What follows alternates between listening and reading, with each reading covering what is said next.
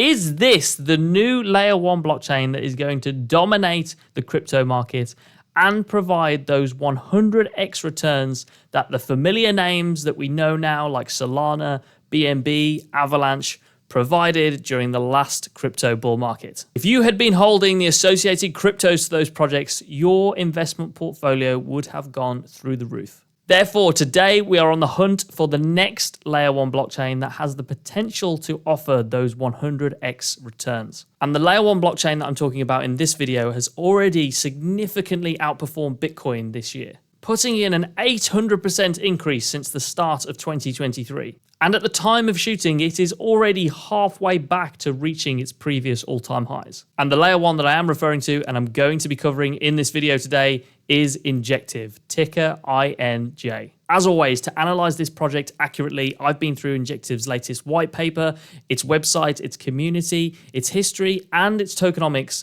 to save you hours of your time in your decision on whether or not to place your investment capital into this project. All that I ask for in return is that you hit the like button down below and you subscribe to the channel if you enjoy the content. Injective, here we go. Starting right at the beginning, what problem is Injective trying to solve? And actually, before we even get that far, is Injective a Layer 1 blockchain or is it a decentralized exchange? Because I've heard people referencing it as both. Well, straight away from the protocol's website, two things stand out to me. One, it is a Layer 1 blockchain, but two, it's a Layer 1 blockchain that is focused specifically on the finance niche, which is where the DEX element comes in. And in the early days, as far as I understand it, the project's first aim was to create a fully trustless DEX, which it did, but it has since expanded from there and now wants to be an ecosystem hotbed for all things DeFi. So that's already interesting. It's clearly picked a defined niche and looks to have built a blockchain to fill that niche specifically, rather than aim to be a Layer 1 that is all-purpose, fits all purposes. You see, according to the project's About page, Injective's mission is to create a truly decentralized financial system. So interoperable, truly decentralized financial apps is the name of the game here, with the end goal being a decentralized financial ecosystem. But even so, there are other Layer 1s out there that developers can turn to deploy DeFi applications. So what makes Injective stand out from the crowd and be able to call itself this true financial titan blockchain for the industry? So, Injective is a Layer 1 blockchain that's built using the Cosmos software development kit. It leverages a tender-mint proof-of-stake consensus mechanism, which means that the blockchain is able to scale really fast. Speeds of up to 10,000 transactions per second have been quoted, which is nice to see, but it's not really a differentiating factor. Now, the differentiating factors come in when you dive into the unique features that it offers for those wishing to build DeFi applications. The first, as it's quoted on here, are these optimized modules for decentralized finance, and the biggest of those being a shared order book. Now, the shared order book means that any DeFi application that is deployed on top of the network can pull from the same liquidity pool. This means that liquidity doesn't need to be fractured across the ecosystem, a problem that's faced by other blockchain networks. Secondly, the same order book was designed to prevent MEV bots. That's minor extractable value bots. So on DEXs, these MEV bots try to get ahead of large orders so that they can profit from the subsequent price increases or decreases depending on the order that's being placed. So the on-chain order book for Injective stops that from happening. Finally, one of Injective's key selling points is its level of interoperability with other blockchains. Injective allows users to complete cross-chain transactions between Ethereum and all other Cosmos Hub blockchains. That means, for example, that any token that's deployed on Injective is instantly compatible with these two massive ecosystems. So all of these different elements are really good factors that set it apart from other Layer 1s in the field and make it particularly attractive for DeFi developers and users. So it's a decent start. But now let's look at the team and the project's history. We need to know how long this project has been around. Has it seen a bull run before? So Injective was founded in 2018 by these two guys. This is Eric Chen and Albert Chon. The pair decided to build a decentralized DEX that helped to solve the problems such as the broken liquidity and that front-running problem that I explained earlier. They were aiming for that holy grail of trustless liquidity sharing. The project was initially incubated by Binance Labs. It's then had multiple different partnerships backing it from the likes of Pantera Capital, Jump Crypto, and Mark Cuban. The first three names are good to see: Binance, Pantera, Jump.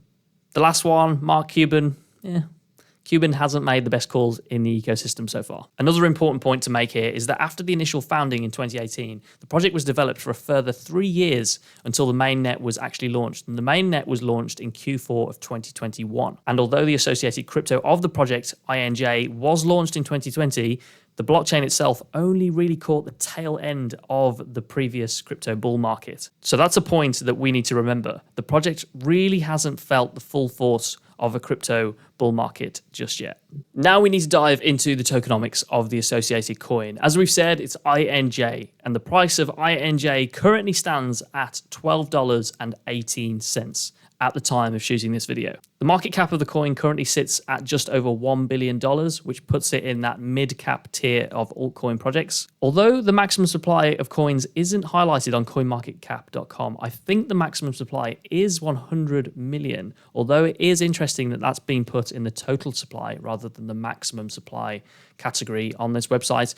But out of that maximum supply, if it is 100 million, 83%, almost 84% are now in circulation. So the majority of the coin's emissions are now behind the project, which is good for future dilution risks. And the remainder of its emission schedule, inflation stands at 8.04% currently, which isn't bad when you compare it to other altcoin projects. Now, working on the counter side to supply is Injective's interesting burn and auction mechanism, or auction and burn mechanism, which we definitely need to talk about. So every native application to Injective that leverages the on-chain order book has to pay a cut of the fees collected back to the Injective protocol, 60% of all fees to be precise. Now these fees go into what is known as the auction and burn fund. And at the moment we can see that there's just over 5,000 INJ coins in the fund, which are worth over $61,000 US. So 60% of native exchange fees go into this auction fund, then anyone can place a bid to buy those fees that have been collected. The catch, the bid has to be placed using INJ. And then whoever wins the bid, the INJ used to bid is immediately burned. So at the time of shooting this video, if we scroll down, we can see that 5.7 million INJ coins have been burned out of supply so far that are never coming back. So this helps to drive demand for INJ two different ways. It drives demand for INJ because INJ is needed to place bids, and it ultimately removes INJ from circulation. So that happens each and every week, which adds a deflationary mechanic to the coin, which is always a massive tick in my book. Now, it's also worth mentioning that very recently the network introduced a burn 2.0, which has enhanced this auction and burn mechanism. The latest upgrade, based on what I've read, means that there's a wider range of protocols that can now send funds to this auction wallet, and there is no limit for how many fees can be sent there. So whereas before it was 60%, there's now no limit. Apps and developers can choose how much they want to send into this auction fund. So we might be seeing an increase in INJ burning in the future, but we also might not.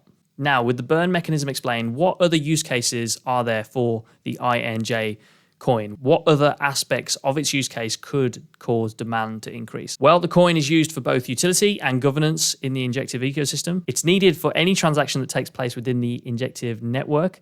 A gas fee will need to be paid in INJ unless a user is using one of Injective's native ecosystem applications, such as Helix, which uses Injective's on-chain order book, which then makes transactions gas-free. The Injective coin can also be used to help support the network through staking. Now, staking rewards, as we can see on here, currently stand at 16.02%, which is really reasonable. Now, this would require you to delegate your INJ coins to one of the 126 validators that currently make up the network. And if you do stake your INJ coins, that also means you get governance rights, so you can vote on proposals to help steer the direction of the Injective ecosystem. So far, so good. That all sounds relatively reasonable. But as with all investments, we need to talk about the risks with this project, which there are a few. Number one, despite the project's niche aims, competition can't be overlooked as a risk. There are still plenty of layer 1 options out there for developers. Okay, they're not DeFi specific, but they have the capacity and the capability to offer many of the same things that Injective does. The fact that it is a niche project and layer 1 doesn't necessarily guarantee success. Secondly, another risk factor based on what I've seen and what I've read is that the whales control a significantly large percentage of the supply of INJ coins. Now, while that is relatively normal for new projects, it takes a while for retail to gain their market share. It does mean that a smaller number of holders can still sometimes manipulate the price if they withdraw coins from exchanges, for example. So that's something to bear in mind. Finally, we also need to talk about the current price action.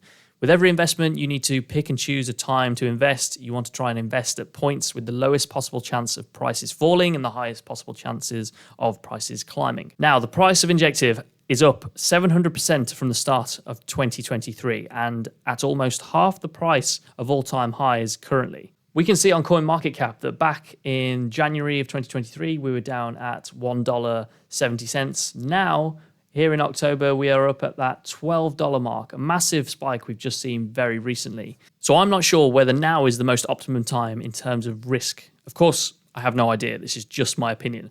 But I think there are other projects that offer a slightly better risk to reward profile when purely looking at the price action. And so we come to the all-important question: should Injective or INJ make it onto your altcoin watch list? And as always, this decision will be unique to each and every one of you, depending on your risk tolerances and personal situations. In no way, shape, or form is any of this financial advice for you. But for me personally, I really like Injective and it is staying on my altcoin shortlist. I think the niche aspect of it is really good. I'm glad it's not trying to be this layer one that is trying to answer all problems.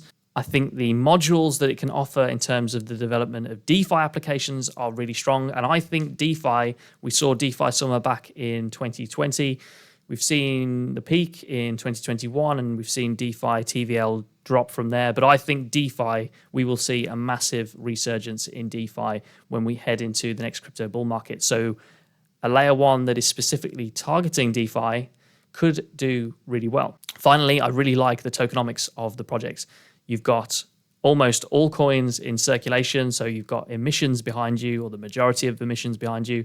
And you've got this quite quirky deflationary mechanic that we might see with the new upgrade increase in the future. So we might see the reduction of more INJ coins from circulation. So there you are. Those are my thoughts. If you've enjoyed this video and you want more detailed insights on all things cryptocurrencies, including the altcoins that are on my altcoin shortlist, then I would love to have you as a subscriber on my 80/20 crypto newsletter. The vision with the newsletter is to provide as much crypto investing knowledge per word as possible so you can get prepared ahead of the next crypto bull market. And I would love to onboard the next 1 million users into the world of crypto in a safe way. So if you would like to join us on that journey, that would be amazing. I'll leave a link to the newsletter down below. And signing off, as always, don't put more money into a cryptocurrency project than you can afford to lose. These are speculative investments and they should be considered alongside a variety of other assets. Thanks so much for watching and I'll see you in the next video.